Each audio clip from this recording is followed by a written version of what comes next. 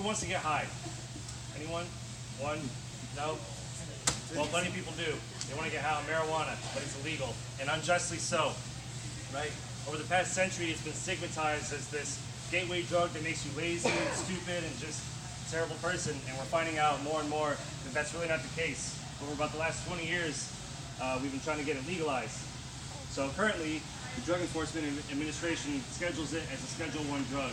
So what that means is that there's no known medical benefit to this, and it has a high risk for abuse. Other Schedule I drugs are heroin, LSD, ecstasy, and peyote. So this is kind of unfairly paired because it's really not as damaging as the rest of these, right? So right now, there's 10 states that have it legalized flat out, and 33 states that either have it decriminalized or used for medicinal. Here in Maryland, I believe it's used for medicinal. Now, why should we have marijuana legalized? Well, for one, it's a much safer, less addictive alternative to opioid painkillers. For two, it's a much safer, less destructive substance than our current substance we abuse, alcohol. And for three, it's just got majority support from most Americans to have it legalized. So how can it be safer than our current medication? So right now, we use opioids as our painkillers, right? And what those are, it's drugs that are synthesized from opium, something that occurs in poppy plants that blocks pain receptors in your brain. So some common ones that everyone knows about are Vicodin, Oxycontin, Percocet, those types of things. Some of the worst ones include heroin and fentanyl. And most of you know we have an opioid crisis going on in America right now, right? According to the National Institute of Drug Abuse Statistics, 21 to 29% of patients prescribed opioids misuse them, 8 to 12% develop a disorder, 4 to 6% who misuse prescription transition to heroin, and 80% of people who use heroin report that they misuse opioids beforehand, right? And every day, 130 people overdose from opioids. So they're very addictive and they're very destructive. Now, transfer that over to cannabis. Cannabis has been shown to show similar analgesic effects to kill pain in patients with chronic pain. Oh, shoot.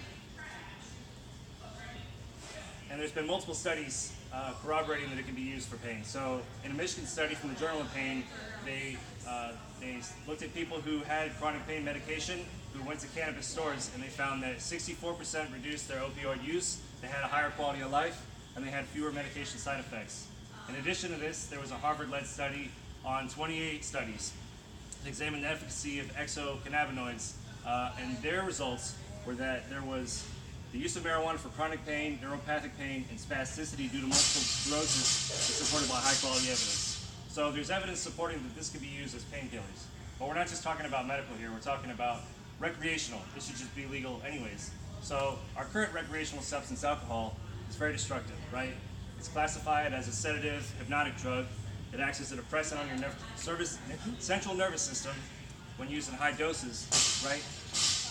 And every year it kills 88,000 people, making it the third highest cause of preventable death in the United States, right behind the first one, tobacco, and the second one, poor diet and exercise, which these usually go hand in hand together, right? It's also classified as a Class 1 carcinogen by the International Agency for Research on Cancer. And what that basically means is Category 1 is there is high evidence linking it to causing cancer in humans. It doesn't mean you're going to get cancer, but it means we have enough evidence to know that it can cause cancer, right? So some common side effects that we know about alcohol: lower inhibition, higher blood rate, blood pressure, and heart rate. You know, that's short term. Long term, it's very damaging to your body if you abuse it. You can get brain damage, you can get liver damage, you can get heart disease, cardiovascular disease, and cancer, as I said before. So it's really destructive, and it's really not beneficial at all to you. Now, as far as the side effects for marijuana, we're still kind of in the infancy of what we know about it, but we know that it's not as destructive. So just going off this study from the National Center for Biotechnology Information, they looked at the effects of cannabis on users who use in their teens and people who use regularly. So what they found for short term was impaired short-term memory and motor coordination, as well as altered judgment and paranoia in high doses. And so for long term, they found a low percentage of addiction, and they found altered brain development and cognitive impairment for people that use in their youth, right? So if we regulate it the same way as alcohol, you can buy it 21 years or older when your brain's fully developed, you can't drive when you're on it, that sort of thing, should be fine. So in addition to that, if you're sold right now, you're not alone. A lot of people in America want this stuff legalized.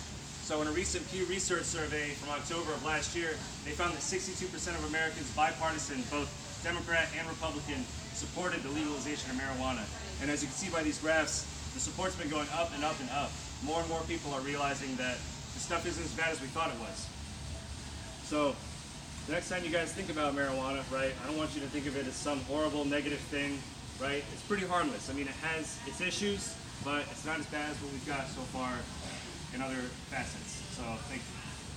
Thanks, Ben.